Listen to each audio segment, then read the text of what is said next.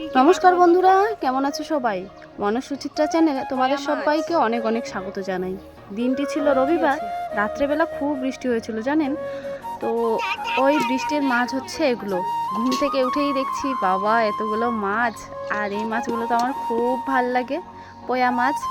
আর এই মাছটা না আমাদের বাপের বাড়িতে বলে পোয়া মাছ, আবার শ্বশুর বাড়িতে এই মাছটার নাম বলে গিতু মাছ। যাই হোক, দুইখানে দুই রকম নাম। আর আমার ছেলে আর আমার ভাস্তি মাছ দেখে তো খুব খুশি। এখানে আবার এই মাছগুলো সবাই খায় না, কেন জানি না। দিদি খায় না, আমার শাশুড়ি মা খায় না, আমার বড় অতটা পছন্দ করে না। যদি গরম গরম ভাজা হয় তো এক দুইটা খাবে। আজকেও সকালে আমার শাশুড়ি মাই রান্না করেছে, তো বেশ কটা বাসন ছিল, ওই বাসন কটা মেজে ধুয়ে রেখে দিলাম। এদিকে ছেলেও উঠে পড়েছে ঘুম থেকে। আর এখানে আমাদের মা ছেলের গল্প চলছে। ঘিটা এখন অন্যরকম হয়ে গেছে আগের থেকে। না, আগের ঘিটা বেশি টেস্ট ছিল মনে হয়। টেস্ট প্রত্যেকটাই একই, হ্যাঁ, একই টেস্ট। আগের ঘিটা আমার বেশি ভালো লাগতো। না, এখন এটা একই টেস্ট। তাই হ্যাঁ, নাহলে বিনা পয়সায় দিব। না, আমার মনে হচ্ছে যে আগেরটা না। বেশি ভালো ছিল, আমি অনেক খাইতাম আগে। না না, আর এখন না খাওয়া একই কমিয়ে taste, দিয়েছি। একই টেস্ট, টেস্ট একই। মানে আমার তো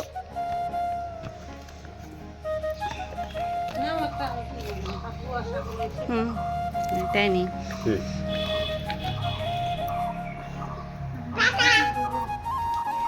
এই জেঠুটাকে দেখতে পাচ্ছেন বন্ধুরা, ঘি বিক্রি করে, প্রতি সপ্তাহে সপ্তাহে আসে।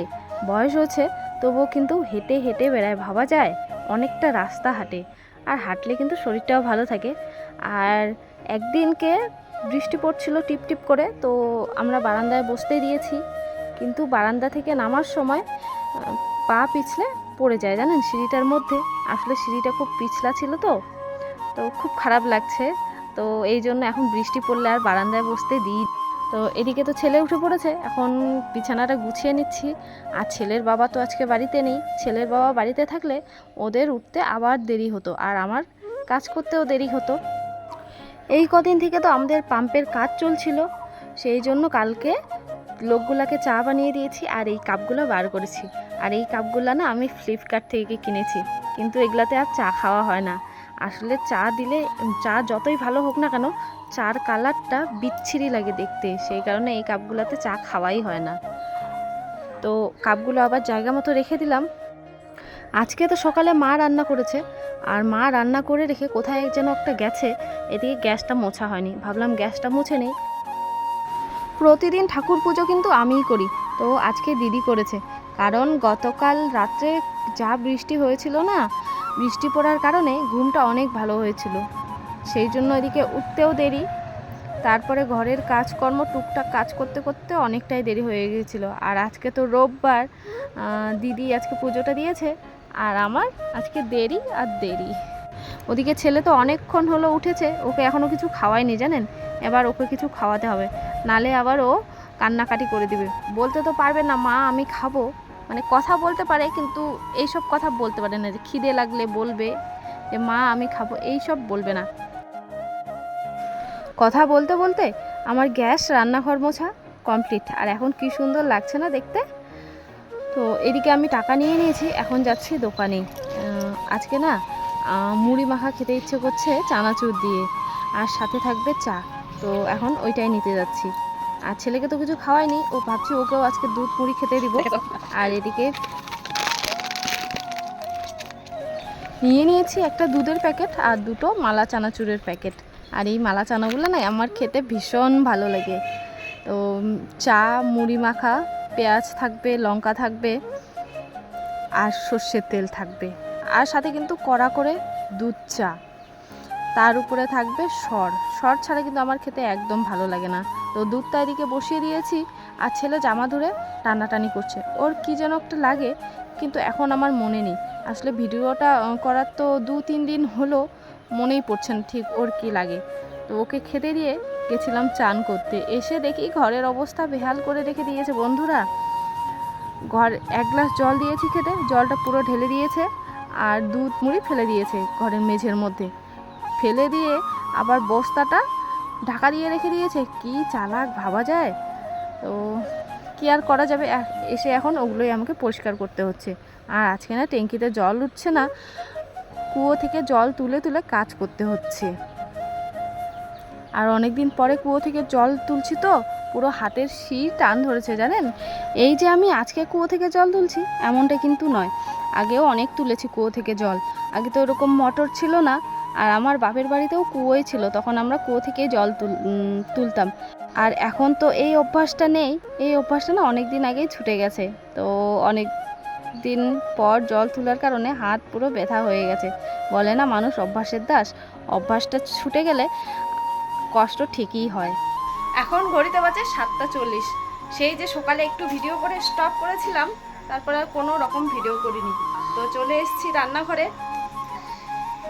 এদিকে ভাত বসিয়ে দিয়েছি, চা হচ্ছে, এদিকে দুধ বসিয়ে দিয়েছি।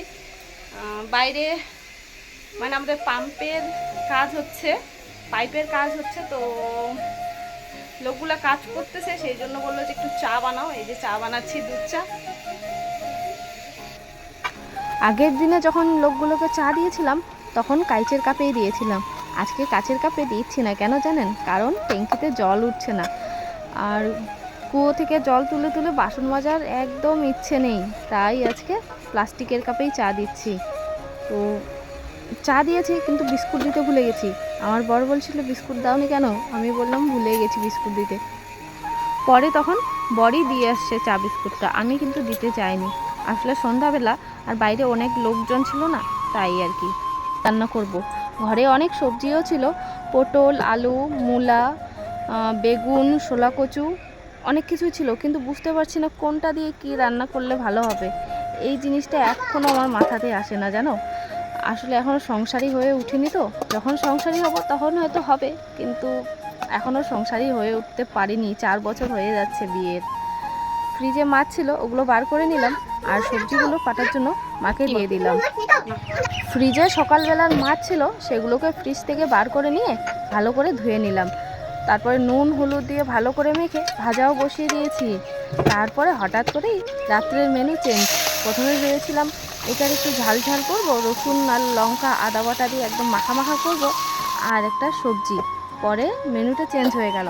দাদা এসে বলল যে পাম্পে যেই লোকগুলো কাজ করছে ওই লোকগুলোকে নাকি ভাত খাওয়াবে। তারপরে সবজি, মাংস, আবার ডাল হয়ে গেল, আর মাছগুলো ভাজাই রেখে দিয়েছি।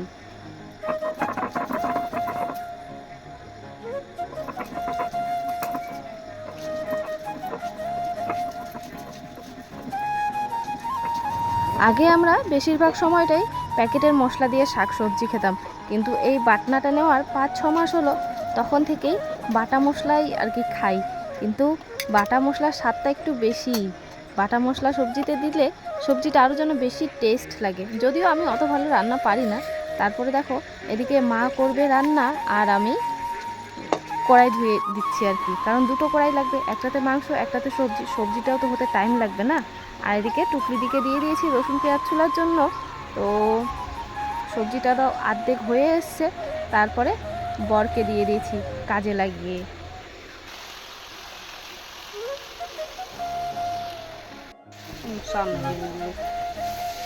এটা এটা এটা কে আনতে বলছি? এটা আমি নিয়ে আসলাম। এটা দেখো বাবা খাবে রে, বাবা খাবে তো ঠিক আছে। আর আজকে এনেছে মুরগির পা। এই মুরগির পাগুলো আমার একদম ভালো লাগে না, কিন্তু আমার শ্বশুর আর আমার ভাস্তি কিন্তু খুব পছন্দ করে। তো ওগুলোকে ভালো করে গরম জল দিয়ে ধুয়ে ওর যে উপরের ছালটা ওগুলো কিন্তু তুলে নিয়েছি, ভালো করে গরম জল দিয়ে ধুয়ে নিয়েছি। ওদিকে আমি মাংস ধুয়ে আনতে না আনতেই আমার বর এদিকে রসুন পেঁয়াজ লঙ্কা ভাজা শুরু করে দিয়েছে। আর আমার বরের কাজের কিন্তু খুব স্পিড, ওর হাত খুব স্পিডে চলে, আমার তো একটু কম ওর থেকে, যাই হোক। তো ওকে এদিকে রান্না করা লাগিয়ে দিয়েছি, আর আমি দাঁড়িয়ে দাঁড়িয়ে দেখছি আর মজা নিচ্ছি, ভিডিও করছি। আমার তো কাজই হয় ভিডিও করা। তো দেখো বন্ধুরা, মাংসটার কি সুন্দর কালার এসছে না। তো সবজিটা রান্না করেছে মা, আর মাংসটা রান্না করছে আমার বর। আমার বর কিন্তু রান্নাটা একটু ভালোই পারে আর কি। প্রথমে তো একবার ভাত রান্না করা হয়ে গেছে, এখন আবার ভাত বসিয়ে দিয়েছি। ওনারাও তো খাবে, 5-6 জন, আর আমরা মাংসটা তো এভাবেই রান্না করি। তোমরা কীভাবে রান্না করো বন্ধুরা কমেন্টে কিন্তু জানিও।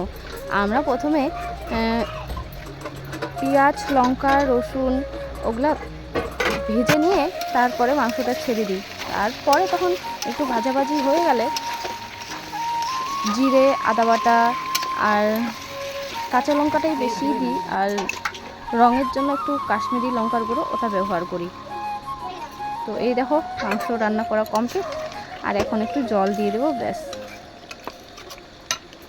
আর এখন দেখো বন্ধুরা কি সুন্দর এসছে না কালারটা। কালার যতই ভালো আসুক আমার ঝোল ঝোল মাংস খেতে একদম ভালো লাগে না। একটু যদি কষা কষা মাংস হয় তবেই আমি খাই, নাহলে আবার এই ঝোলের মাংস আমার খেতে একদম ভালো লাগে না। তো আজকেও আমি খাইনি। তো এই হচ্ছে আজকে রাত্রের মেনু, মাংস ডাল সবজি। পরে তখন মা বলল, মা তো মাংস খায় না, মা নাকি বেগুন পোড়া আর ভাত খাবে।